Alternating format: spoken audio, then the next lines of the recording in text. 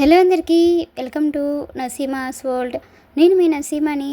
ఈరోజు మన కిచెన్లో రెసిపీ వచ్చేసి పచ్చి కొబ్బరితోటి స్వీట్ని చాలా సింపుల్గా, చాలా టేస్టీగా ఎలా ప్రిపేర్ చేసుకోవాలనేది ఇప్పుడు మన వీడియోలో చూద్దాం. ఈ స్వీట్ని ఎప్పుడు ఈ స్టైల్లో ట్రై చేయకపోతే ఈసారి తప్పకుండా ఈ రెసిపీని ట్రై చేసి చూడండి. చాలా అంటే చాలా టేస్టీగా ఉంటుందండి. ముందుగా ఒక ఫుల్గా ఉన్న కొబ్బరికాయని తీసుకొని దీన్ని ఇలా పగలగొట్టేసుకొని చిన్న చిన్న ముక్కలుగా కట్ చేసుకొని తీసుకోండి. ఇప్పుడు వీటిని మిక్సీ జార్లోకి వేసుకొని ఒకసారి మెత్తగా గ్రైండ్ చేసుకొని తీసుకోండి. ఇప్పుడు దీనిలోకి వాటర్ని వేసుకొని మెత్తటి పేస్ట్ లాగా గ్రైండ్ చేసుకొని తీసుకోండి. ఇలా గ్రైండ్ చేసుకున్న ఈ కొబ్బరి మిశ్రమాన్ని ఒక గిన్నె తీసుకొని దానిలోకి స్ట్రైనర్ను పెట్టి దానిలోకి ఈ విధంగా మనం ముందుగా గ్రైండ్ చేసి ఉంచుకున్న కొబ్బరి మిశ్రమాన్ని వేసుకొని స్పూన్ తోటి ప్రెస్ చేసినట్లుగా చేయండి. ఇలా చేయడం వల్ల మనకి కొబ్బరి పాలు అనేవి చాలా ఈజీగా వచ్చేస్తాయండి. ఇప్పుడు రెండోసారి కూడా ఈ కొబ్బరి మిశ్రమాన్ని వేసుకొని కొంచెం వాటర్ని వేసుకొని మూత పెట్టేసి మరొకసారి మెత్తగా గ్రైండ్ చేసుకొని దీన్ని కూడా ఇలా గ్రైండ్ చేసుకున్న ఈ మిశ్రమాన్ని బౌల్లోకి వేసుకొని దీని నుంచి పాలని ఇలా తీసుకొని రెడీగా ఉంచుకోండి. మనం తీసుకున్న పాలనేవి ఎంత క్వాంటిటీ ఉందనేది చెక్ చేసుకోవడానికి ఒక బౌల్లోకి వేసుకొని దీన్ని కొలుచుకోండి. మనం తీసుకున్న కొబ్బరి పాలు అనేవి నాకు 2 కప్పుల వరకు వచ్చాయండి. ఇలా తీసుకున్న కొబ్బరి పాలని ప్లేట్ పెట్టేసి పక్కన ఉంచండి. ఇప్పుడు స్టవ్ ఆన్ చేసుకొని ఒక ప్యాన్ని తీసుకోండి. దానిలోకి 2 స్పూన్స్ వరకు నెయ్యిని వేసుకోండి. నెయ్యి బాగా కరిగిన తర్వాత దీనిలోకి 2 స్పూన్స్ వరకు బొంబాయి రవ్వని వేసుకోండి. ఫ్లేమ్ని లో ఫ్లేమ్లో ఉంచేసి ఈ రవ్వని నేతిలో పచ్చివాసన పోయేంత వరకు దీనిని బాగా ఫ్రై చేయండి.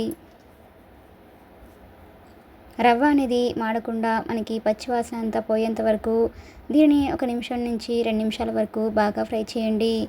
ఇప్పుడు దీనిలోకి 1 కప్ వరకు గోధుమ పిండిని కూడా దీనిలోకి వేసుకోండి. దీనిని కూడా నేతిలో పచ్చివాసన పోయేంత వరకు బాగా ఫ్రై చేయండి. ఇలా లో ఫ్లేమ్లో ఉంచేసి పిండి అనేది ఎక్కడా కూడా మాడకుండా, ఉండలు అనేవి కట్టకుండా దీనిని నేతిలో బాగా ఫ్రై చేయండి. ఇలా కంటిన్యూగా కలుపుకుంటూ గోధుమ పిండి అనేది కూడా పచ్చివాసన పోయేంత వరకు దీనిని నేతిలో బాగా ఫ్రై చేయండి. చూడండి, మనకి ఇలా బాగా ఫ్రై అయిపోయి పొడి పొడిగా అయిపోయిన తర్వాత దీనిలోకి ఫ్లేవర్ కోసం కొద్దిగా ఇలాచీ పొడిని కూడా వేసుకోండి. ఇప్పుడు ఇదంతా కూడా కలిసేటట్లుగా ఒకసారి ఇలా బాగా కలిపేసుకొని దీనిలోకి మనం ముందుగా తీసి ఉంచుకున్న కొబ్బరి పాలు ఏవైతే ఉన్నాయో ఆ పాలు మొత్తాన్ని కూడా దీనిలోకి వేసుకోండి.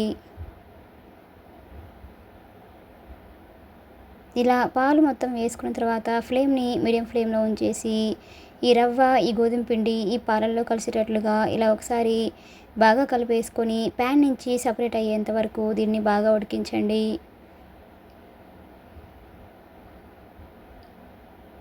ఇలా లో ఫ్లేమ్లో ఉంచేసి మనకి ఎక్కడా కూడా పిండి అనేది అడుగంటకుండా ఇలా కంటిన్యూగా కలుపుకుంటూ ముద్ద కట్టేంత వరకు దీన్ని బాగా ఉడికించండి. ఇలా 1 నిమిషం 2 నిమిషాలకి మనకి ప్యాన్ నుంచి సపరేట్ అయ్యేంత వరకు దీన్ని బాగా ఉడికించండి. చూడండి, మనకి ఈ పిండి అనేది ఇలా ప్యాన్ నుంచి ఎప్పుడైతే సపరేట్ అవుతుందో అప్పుడు కొంచెం పిండి ముద్దను తీసుకొని ఇలా బౌల్లాగా చేసినప్పుడు మనకి స్వీట్కి ఈ పిండి ముద్ద అనేది కరెక్ట్గా ఉన్నట్లు తెలుస్తుందండి. ఇప్పుడు స్టవ్ ఆఫ్ చేసుకొని దీన్ని పూర్తిగా చల్లారనివ్వండి.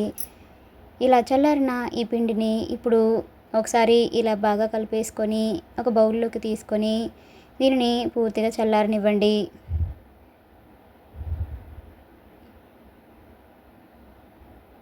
ఇలా మూత పెట్టేసి దీన్ని పూర్తిగా చల్లారనిచ్చండి.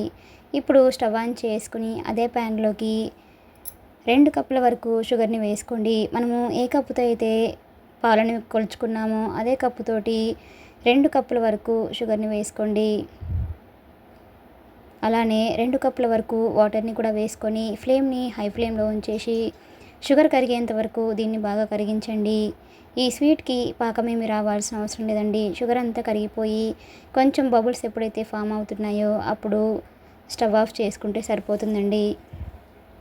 చూడండి, మనకి ఎప్పుడైతే షుగర్ సిరప్ అనేది ఇలా ప్రిపేర్ అయిపోయిందో అప్పుడు దీనిలోకి కొంచెం కుంకుమ పువ్వుని కూడా వేసుకొని మరొకసారి బాగా కలిపేసుకొని 1 నిమిషం పాటు ఉంచేసుకొని స్టవ్ ఆఫ్ చేసుకోండి. మీకు కుంకుమ పువ్వు అనేది అందుబాటులో లేకపోతే స్కిప్ చేయొచ్చండి.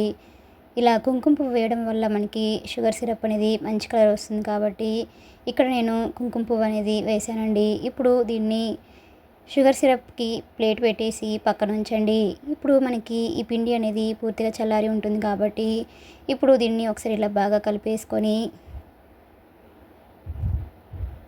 బౌల్స్లా డివైడ్ చేసుకొని ఉంచుకోండి. ఇలా కొంచెం కొంచెంగా పిండి ముద్దను తీసుకుంటూ మనకి అన్ని స్వీట్స్ అనేవి ఒకే సైజులో రావాలంటే ఈ విధంగా పిండిని కొంచెం కొంచెంగా తీసుకుంటూ ఇలా పార్ట్స్గా డివైడ్ చేసుకొని ఉంచుకోండి. చూడండి, ఇలా అన్నింటిని కూడా రెడీ చేసుకొని ఇప్పుడు ఒక్కో పిండి ముద్దను తీసుకుంటూ ఇలా రౌండ్ బాల్ లాగా చేసుకొని అరచేతిలో వేసుకొని ఇలా లైట్గా ప్రెస్ చేసినట్లుగా చేయండి. చూడండి, ఇలా వీడియోలో చూపిస్తున్న విధంగా ఇలా లైట్గా ప్రెస్ చేసినట్లుగా చేసుకొని మధ్యలో హోల్ని ఉంచేసి ఎక్కడా కూడా అంచులు అనేవి పగలకుండా ఇలా ఈ విధంగా రోల్ చేయండి.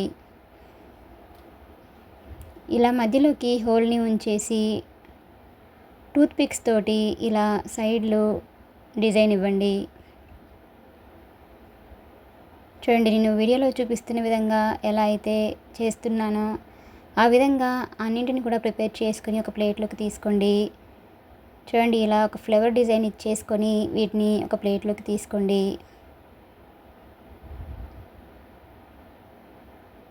ఇలా అన్నింటిని కూడా ప్రిపేర్ చేసుకొని రెడీగా పక్కన ఉంచండి.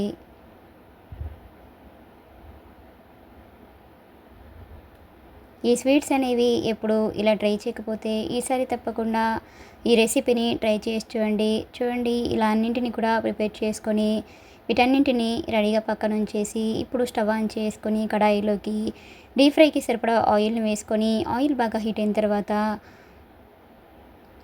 ఇలా వీటిని వేసుకొని ఫ్లేమ్ని మీడియం ఫ్లేమ్లో ఉంచేసి వేసిన వెంటనే వీటిని గరిటెతోటి కలపకుండా వేసాక 1 నిమిషం పాటు ఒకవైపు కంప్లీట్గా ఫ్రై అయిన తర్వాతనే వీటిని రెండో వైపుకి టర్న్ చేసుకోండి. లేదంటే మనకి గోధుమ పిండి అనేది సాఫ్ట్గా ఉంటుంది కాబట్టి విరిగిపోయే ఛాన్స్ ఉంటుందండి. ఇలా అన్నింటిని కూడా ఫ్రై చేసుకొని ఇప్పుడు పాకంలో వేసేసుకోండి. పాకం అనేది మనకి చల్లారి ఉంటే దాన్ని మరొకసారి వేడి చేసుకొని దానిలోకి వేసుకొని ఒక 1 అవర్ పాటు దీన్ని పాకంలో బాగా నాననివ్వండి. అంతేనండి, ఎంతో సింపుల్గా ఎంతో టేస్టీగా ఉండే పచ్చి కొబ్బరితోటి స్వీట్ అనేది మనకి రెడీ అయిపోయినట్లే. ఇలా రెడీ అయిపోయిన ఈ స్వీట్ని చల్లారిన తర్వాత వీటిని సర్వ్ చేసుకుంటే ఆ టేస్ట్ అనేది చాలా అంటే చాలా బాగుంటుందండి. మీకు కూడా ఈ రెసిపీ కనుక నచ్చినట్లయితే ఒక లైక్ చేయండి. అలానే లైక్ చేయడం మాత్రం మర్చిపోకండి. చూడండి, ఈ స్వీట్ని చూస్తుంటేనే చాలా జ్యూసీగా చాలా సాఫ్ట్గా ఉన్నాయి కదా.